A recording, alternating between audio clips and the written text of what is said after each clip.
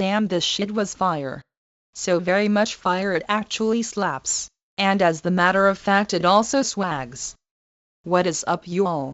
Ivy here and you're watching new episode of Metal Mixing Guide. What I have for you today is my attempt on replicating Kublai Khan's sound from the album called Exhibition of Prowess. But before we'll go for that shit, I gotta address something important. Y'all been sending me all these emails asking what's good, where I've gone and where is the new shit.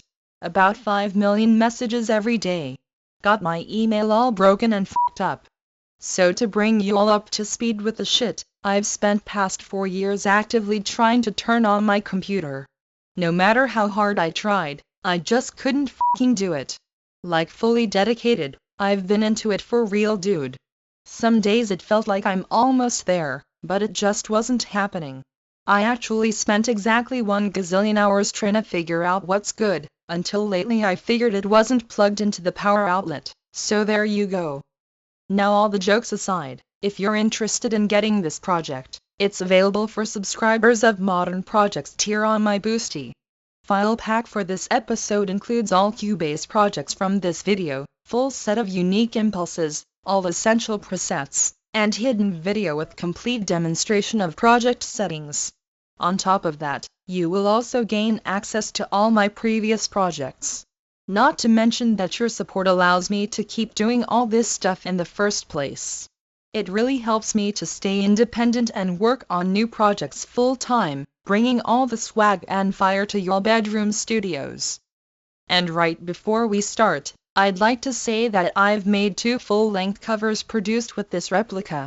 That be To Build a Mountain by Crowbar, and Darwinism by Kublai Khan. Both are waiting for you on my second channel, so if you're up for more sound examples of how this project performs, be my guest and check them out. Now with all that being said, let's start the actual shit. Same as always, we're starting from Guitar Project.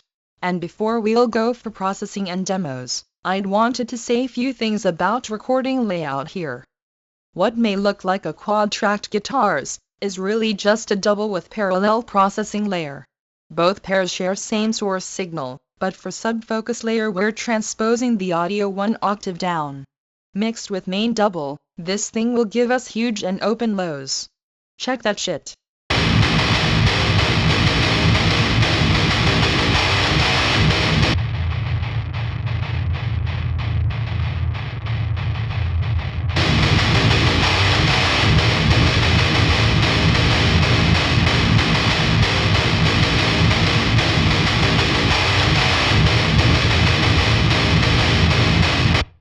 Same kind of effect is often achieved by mixing guitar DI with octaver in front of screamer pedal.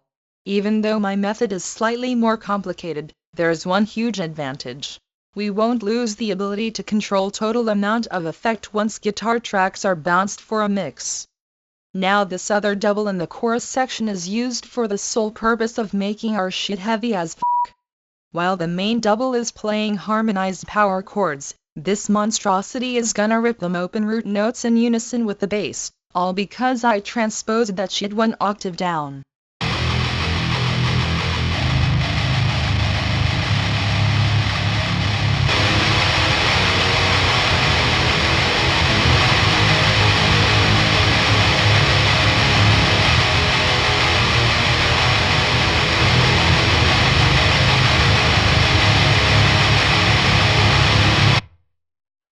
Now when it comes to reamping, it's gonna be the same for all channels except for subtle deviations here and there. Our drive is formed by this diesel amp replica with 808 screamer in front.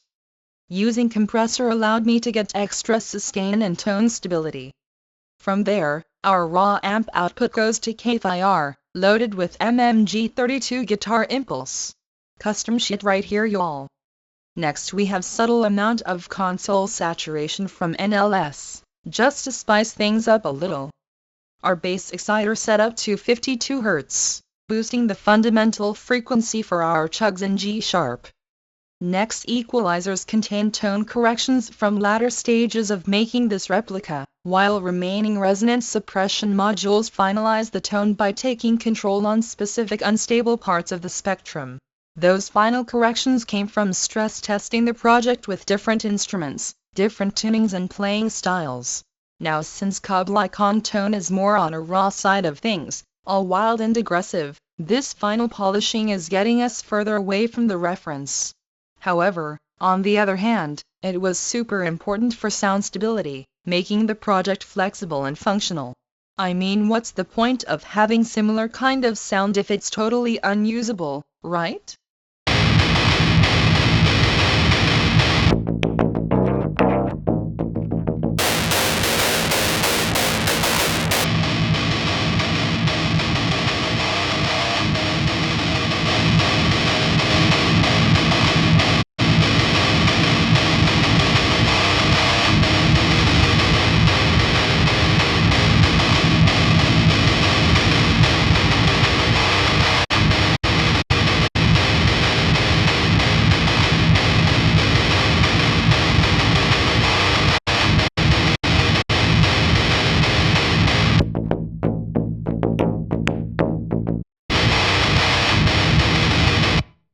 Now last but not least, as the matter of fact it's actually first, we have this Pro Q in front of the amp.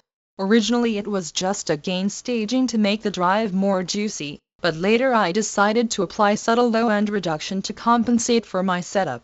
You see, Lundgren M6 pickups and huge string amplitude of a 30-inch scale guitar give us lots and lots of lows.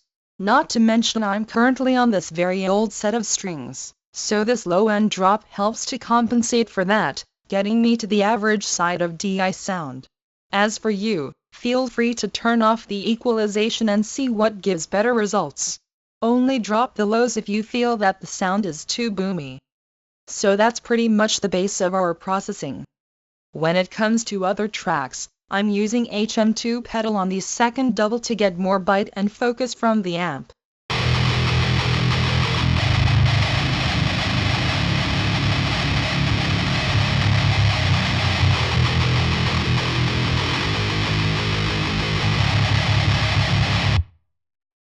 Same pedal is used on sub-focus track for pretty much the same reason, plus we don't use the compressor here.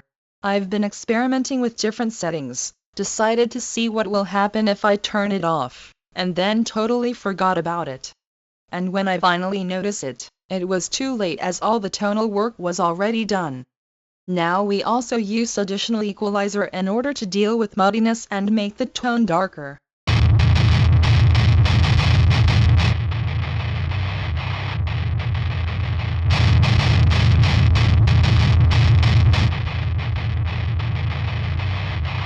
Our main double already got plenty of brightness, so I didn't really want to introduce any extra.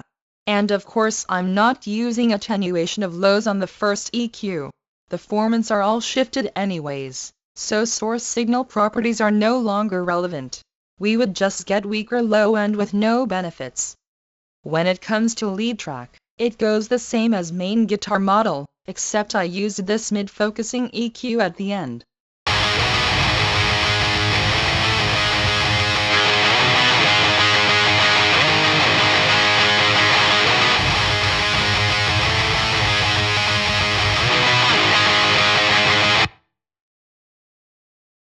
This project also comes in the quad track variation, which I used on a crowbar cover. Main double track here is all the same, except now we're actually using whammy module from Archetype Gojira in front of the amp.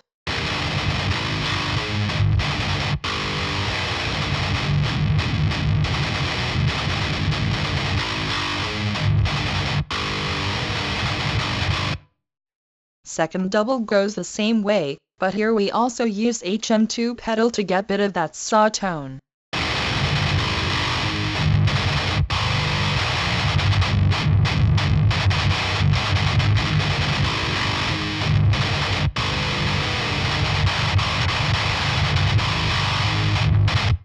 With this layout, we're pretty much getting the best of two worlds. Mid-range definition from the first double, and this scooped and heavy tone from the second one.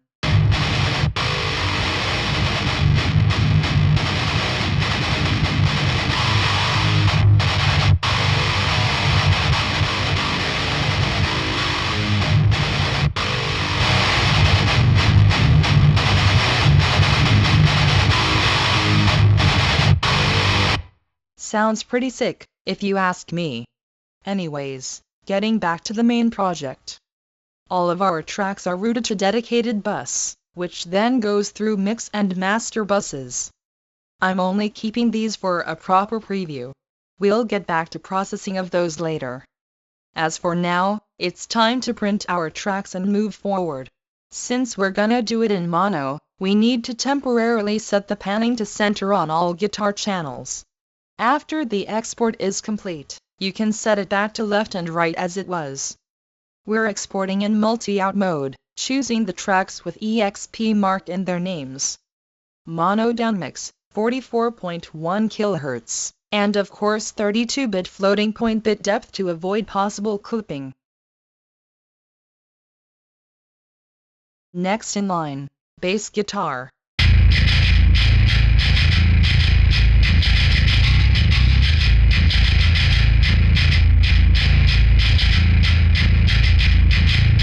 That shit was fucking cool.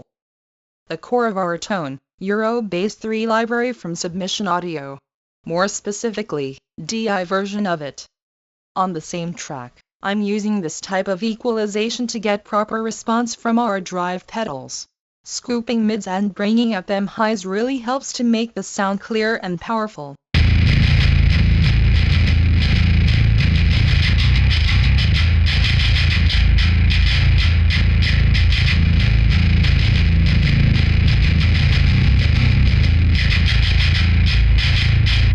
From here signal splits to clean and drive channels. We use Darkglass B7U for clean, and Vintage for drive. Each with its own settings of course.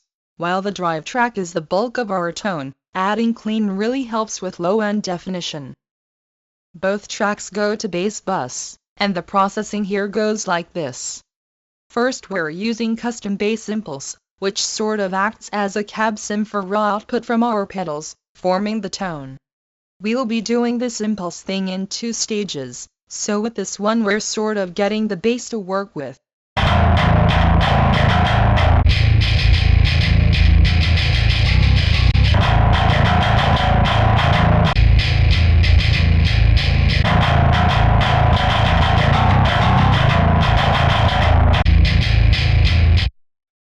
Pro MB is used for upward compression of lows and very subtle control on mids. Main purpose of this one is to get baseline stabilization of low-end energy.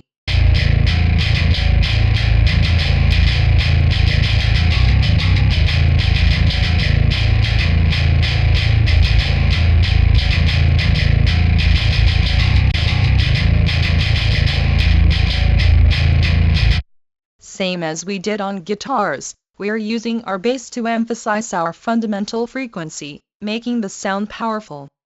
This module is surrounded with gain staging pro cues. First one drops the signal 8 decibels down, and second rises it back up. We're basically providing our bass with extra headroom to work. By doing so, we're avoiding unwanted distortion, because this plugin is sensitive to output clipping.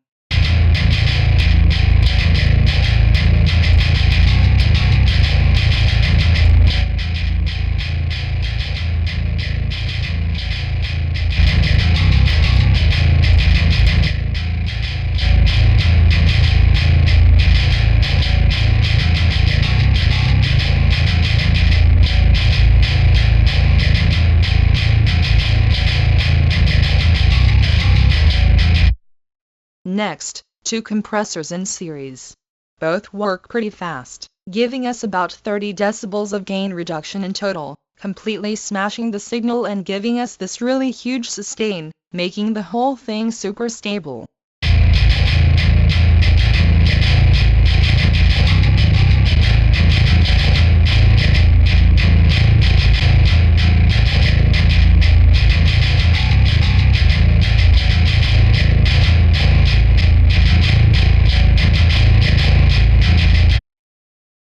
Second impulse finishes tonal work.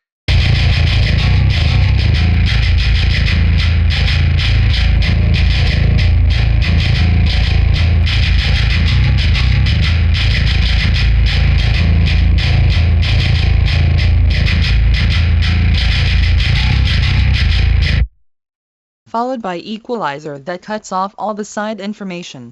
I'm not really sure where it came from, but I've noticed these weird occasional stereo transients that shouldn't really be in the signal. Might be a result of extreme compression lifting it up from the samples, might be one of the modules, I'm not really sure. We're just getting rid of it and move on. Resonance suppression around 500 Hz. This region have pretty unpleasant ringing all over the place, so I'm taking it under control.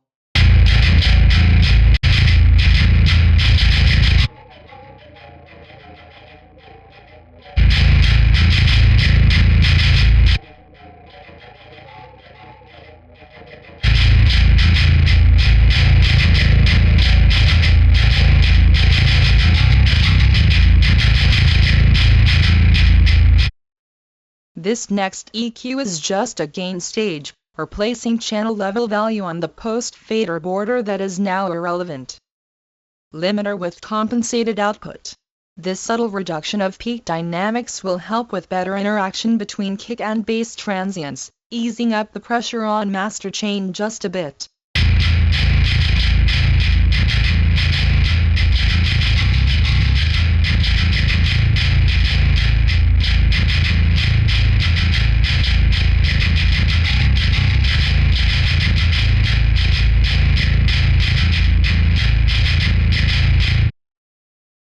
The last module will help us to get control on high-end cracking sounds, smoothing out the whole thing.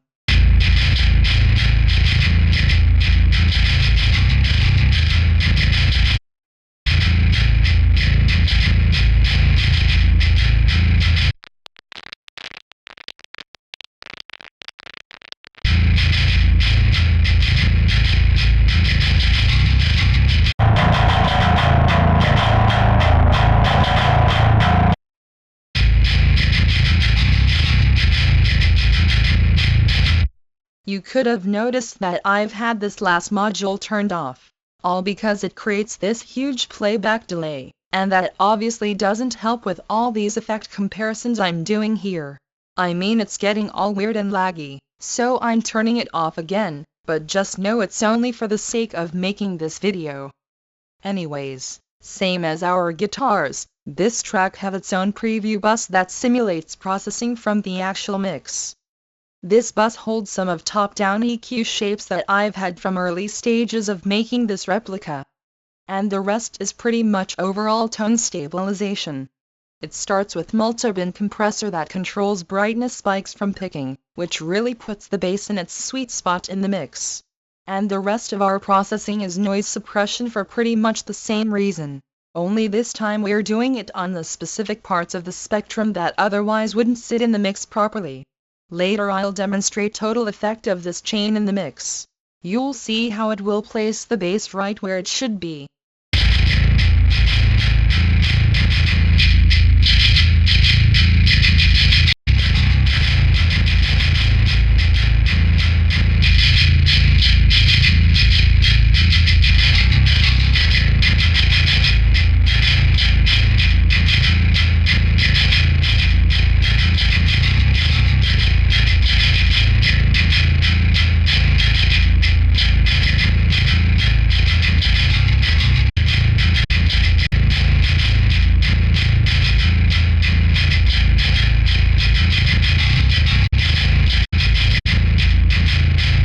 And that's pretty much it for bass.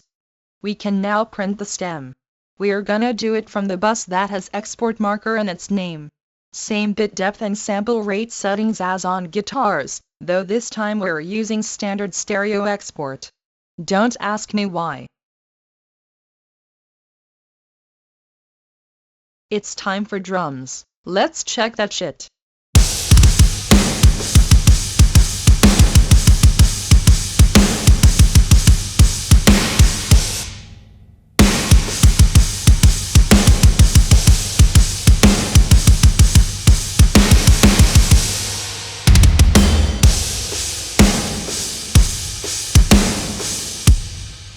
Now, despite the overall complexity, this one really shouldn't take much of our time. All because I used drum setup from Rework of Metal Mixing Guide number 31 as a baseline for this mix. If you want to get in-depth review of all this stuff, check out MMG31 and first episode of Metal Workshop, it's all been explained there. So basically all the shells are processed in the same way, except for minor adjustments and new tone-forming impulses. What makes the actual difference in this setup are new cymbals. We're gonna get them from Superior Drummer 3, more specifically, Death Library. Internal setup of Superior is somewhat complicated. We're mixing direct mix and rooms in a way that allows us to fully separate the cymbals from each other, meaning each output holds all the bleed, room, and direct mix sounds for a given cymbal. Doing so allows for having independent processing on each element, without any effect on others, which would be pretty much impossible with standard routing. If you have one noisy cymbal, you simply can't properly EQ it without affecting other elements. Thanks to complex routing, we don't have this limitation anymore. So we're obviously using multi-out mode here. You can see superior output channels reflected in track names. Each track goes to dedicated bus for processing, and all three of those then unite on Cymbals bus. Now we're not gonna spend time with in-depth processing analysis for these, as it's pretty much straightforward. First we're converting source timbre to target by using dedicated impulse, which is basically very extreme and detailed equalization. Now since this tone matching thing is completely artificial, it introduces lots of unwanted resonances to the sound. And that's where our cymbal separation technique starts to shine. We can now use EQ and frequency suppression modules to polish the hell out of each cymbal, and make it sound pleasant in context of this new spectral shape. All that is left is to add some nice compression, for which I'm using SSL with overheads preset. This thing gonna bring great sustain and fullness to our cymbals. Now I'm gonna show you how this works on example of one cymbal. There's no point to go for each and every one of them since the ways of processing are all the same. The only difference is that we're working on different resonances and harsh parts of the spectrum.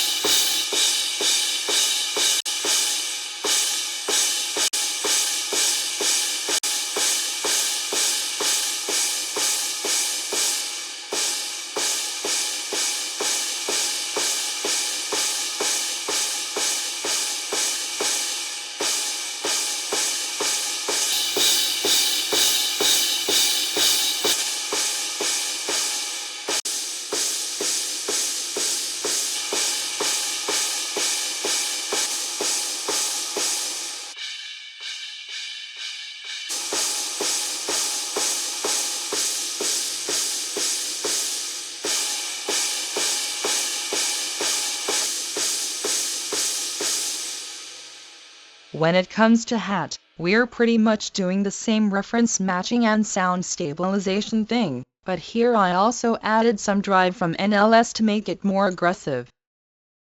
And finally for right I'm just cleaning the tone with EQ and Soothe. Some compression on top and we're set, no matching for this one. Now the last part of this new layout is extra layers for kick and snare. With these Roomy layers, we will create stronger connection between old shells and new cymbals. It pretty much works as isolated bleed from overheads, and that's gonna bring lots of life to original kick and snare. Both use CLA compressors with extreme amount of gain reduction to really squash the peaks and bring up early reflections. And then we have different EQ corrections to trim everything we don't need, making it sit in the mix nice and well.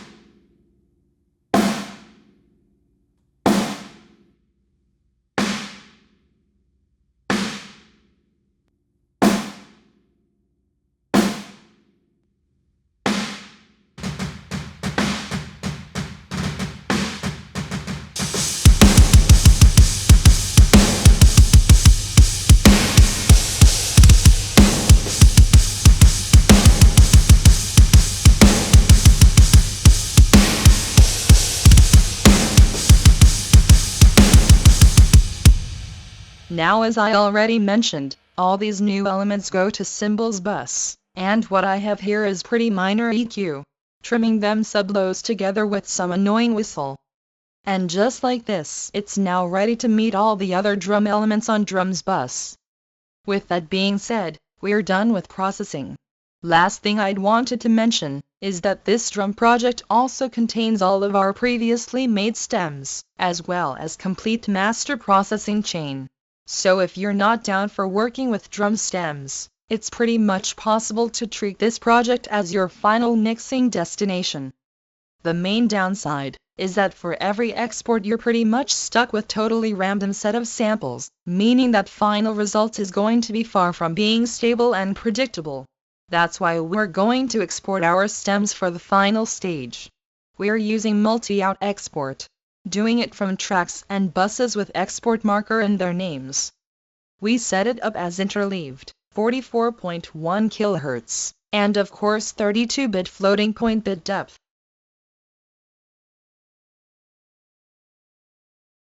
Now all of our stems are finally loaded into Master Project.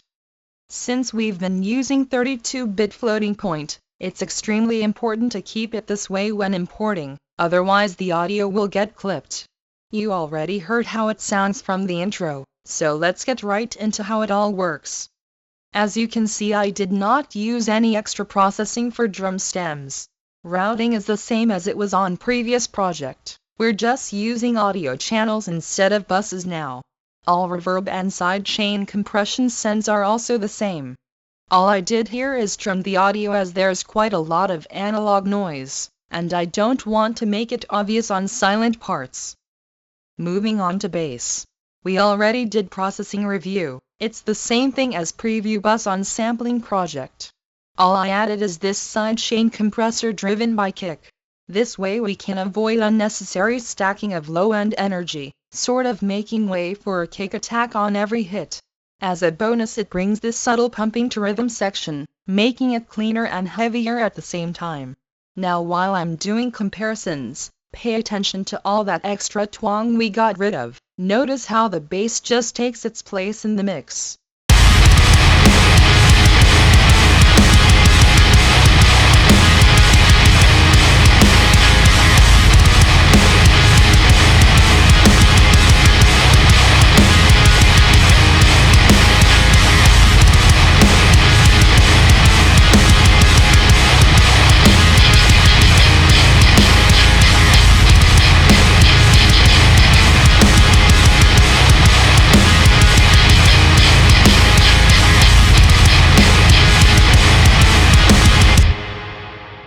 Moving on to guitars. Here you can actually see event level automations between main and sub-focus levels. Reduction of chorus section helps to make way for that super heavy low tune double. And all I did for channel processing is little gain staging together with control of one particular resonating zone.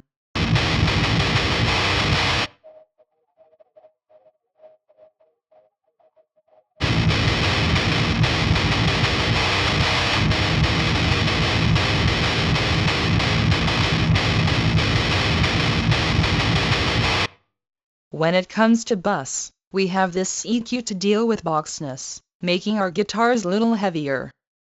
Just a bit of short room reflections with Valhalla Vintage. And same kind of compressor we've used on bass. The purpose of this one is pretty much the same, making way for kick and snare attacks. This compressor works in mid-side mode, allowing for the effect to be transparent, because we're only compressing the mid-channel while leaving the side completely unaffected.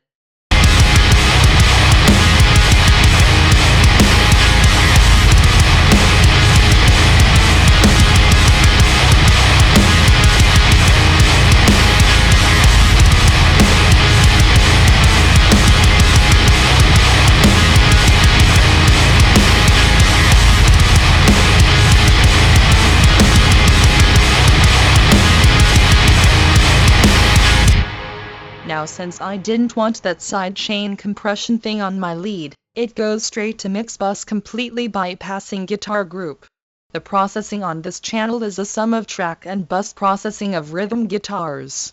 In only exception of different reverb settings, and some extra EQ moves on high mids to get rid of the whistling. And I also use half of stereo width as it made the lead little more focused in my opinion. As the matter of fact, it's actually automated to force mono for that slice part.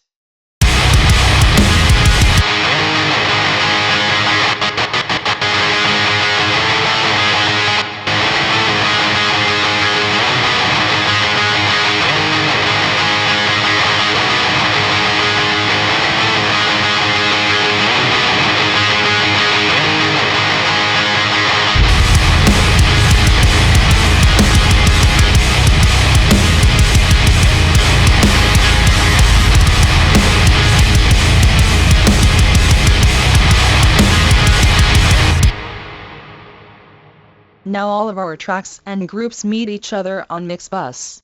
The point of processing here is to give our mix baseline glue. For this exact purpose we're using pretty high amount of tape saturation. After that, I use two compressors in series. Both work mostly on peaks from kick and snare, just with a little different character. Gain reduction is pretty low, about 1 decibel on each module. Aside from that, I'm also using two EQs. As the matter of fact, the mid-side works in zero delay mode for purpose. The phase shift it provides pretty much mimics stereo properties of the reference. Gets pretty noticeable on example of hard pan guitar track. And the other EQ is a top-down thing. I pretty much used it since the early stages of working on this project for some reason.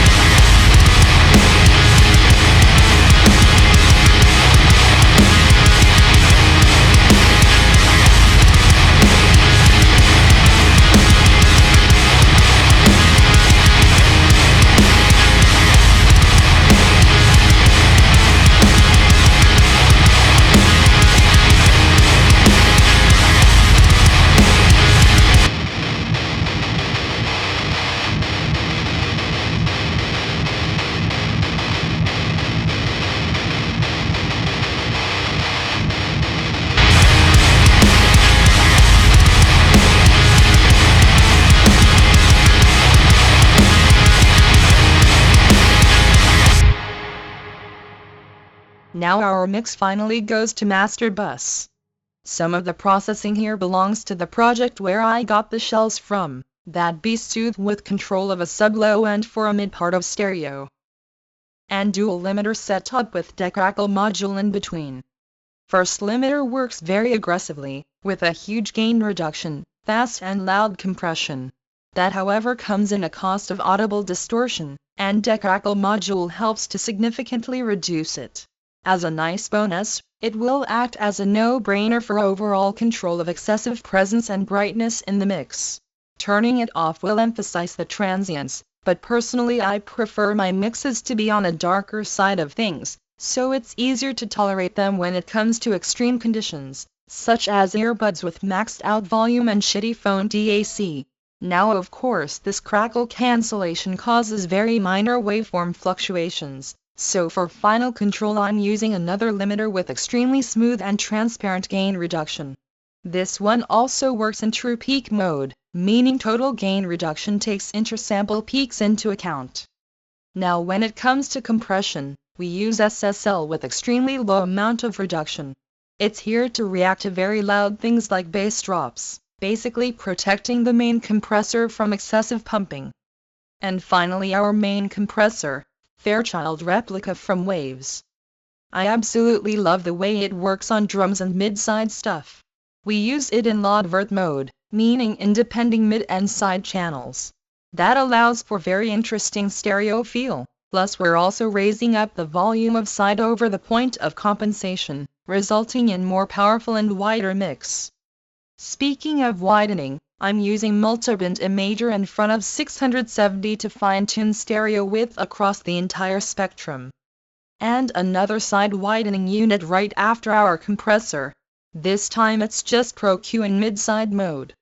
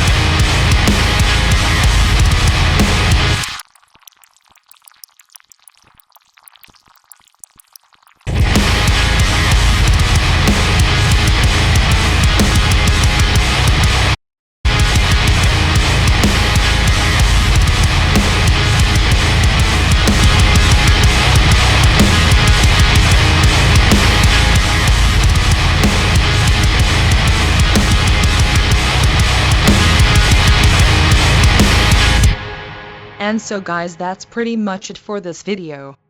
Feel free to leave your suggestions for future episodes, and if you have any questions, let me know in the comments. Thanks for watching. I'll see you soon in the next one.